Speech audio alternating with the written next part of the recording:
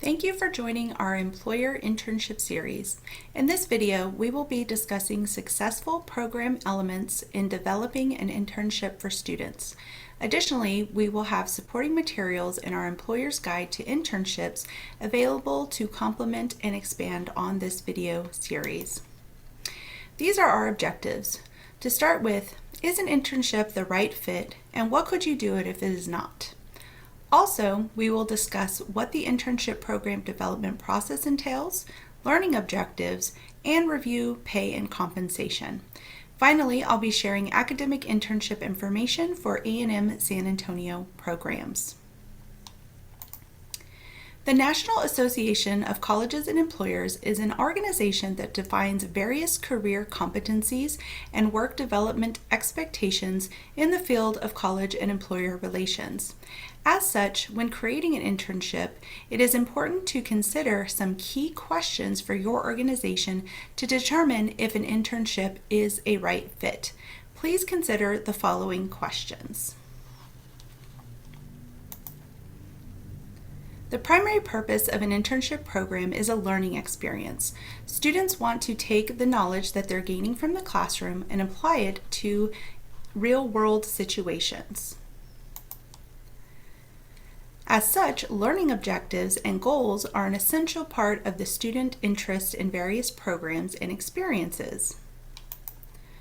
One of the key elements to a successful internship program is supervision. A supervisor should be a professional within the field and the person a student intern can utilize for information, resources, and mentorship. You may have already considered what resources you have available, but think about the resources of time, money, and mentorship support that would be tied to the learning objectives and goals for the internship program. Having reviewed the starter questions, did you answer yes to many, if not all of them? If so, wonderful, you're ready for an internship program.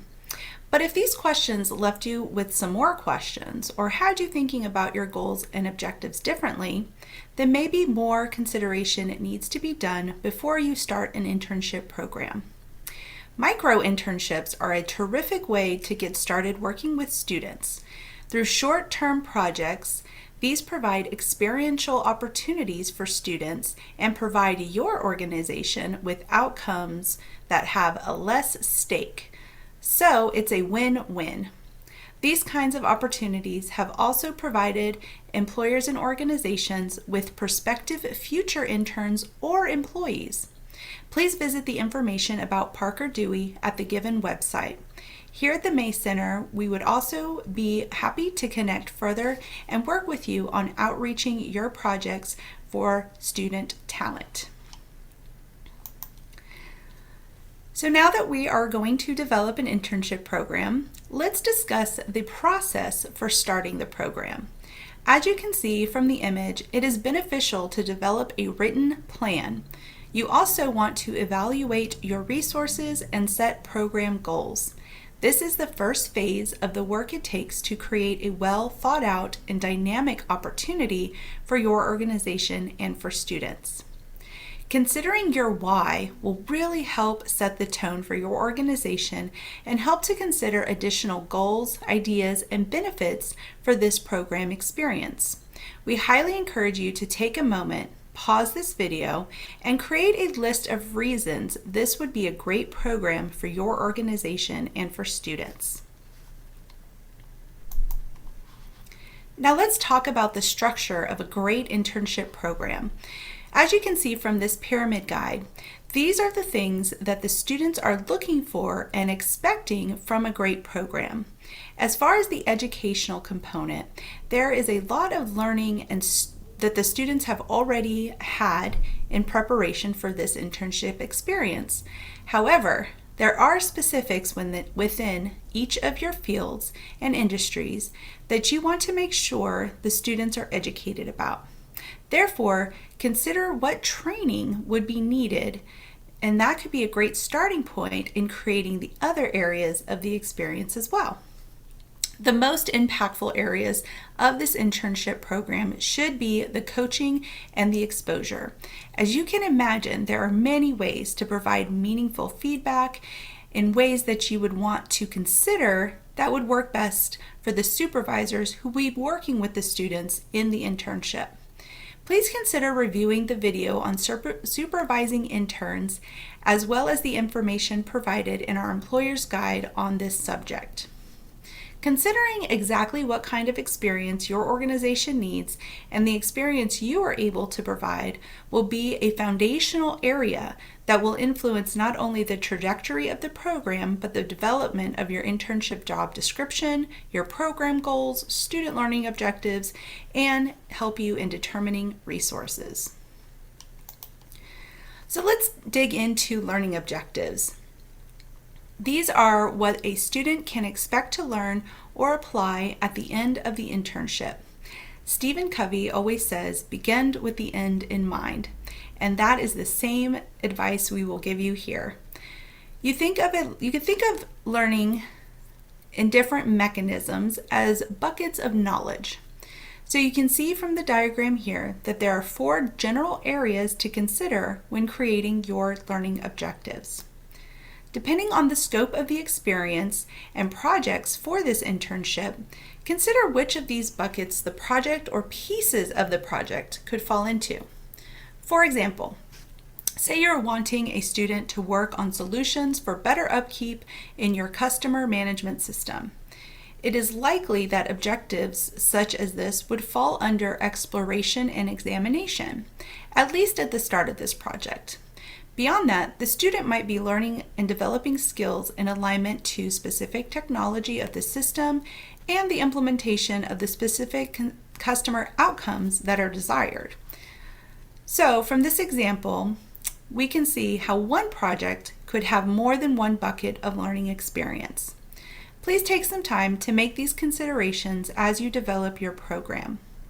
Learning objectives should begin with the end in mind and should have very clear and thorough measurements for the desired outcomes. In our Employer's Guide to Internships, there is more explanation and examples for creating solid learning objectives that we welcome you to review. Now we want to focus more on the importance of skill development in your internship program.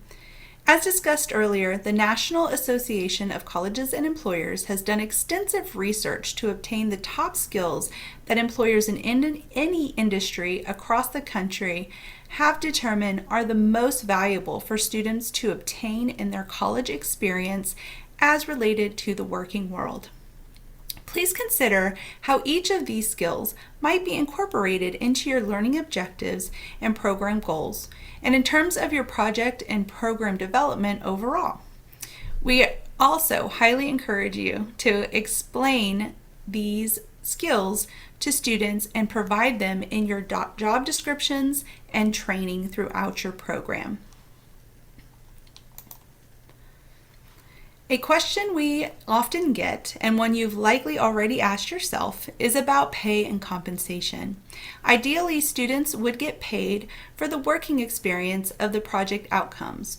However, it is not always within an organization's ability to provide an hourly wage. Do keep in mind that paid internships garner more applicants, they express a higher level of qualifications, and applicants are more focused throughout the application process. Please review the U.S. Fair Labor Standards Act information located in the Employer's Guide to Internships for more details. If the opportunity will be unpaid, consider how you could best communicate alternative benefits to the experience that your program brings. Are there other perks like free food and snacks, areas for learning outside of the traditional day-to-day work like professional development or networking? All of these fringe benefits can make a difference. Additionally, alternative pay structures should be considered. For example, providing stipends, commission, childcare, or even reimbursement for daily commute expenses could be beneficial for students. Finally, if your organization is not able to pay a student, that does not mean your program must require the student be earning college course credit. While this could be a great incentive for some students, it could also impede others' ability to have the experience with your organization. The reason being, not all college majors provide college credit, let alone require an internship to be part of their degree program. Additionally, students enrolled in a course internship are still paying tuition and fees for that course, meaning if you require course credit and you are not paying any sort of compensation, the student is actually paying to work for you. Again, we encourage you to review the U.S. Fair Labor Standards Act information located in our Employer's Guide to Internships. Paid internships have a powerful impact. The National Association of Colleges Employers has provided some outcome research about students' salary opportunities after graduation. When compared between no internship, unpaid internships, and a paid internship, you can see that there can be up to a $20,000 difference in starting salary upon graduation. Other studies have shown that persons' starting salary does have an incremental impact on their future earnings and their upward mobility for their lifetime. Offering paid opportunities now assists in increasing impactful economic development for the future. Finally, here's some information about academic-based internships. These are the programs provided at the university currently and have an internship course. While not all courses are required, if students were to be taking a course internship and working with your organization, the majority of courses require a minimum of 100 hours per semester, as well as a final evaluation of the student's performance. It's important to ask your applicants if they are participating in an academic internship and what the requirements of the site would be for their successful completion of that course.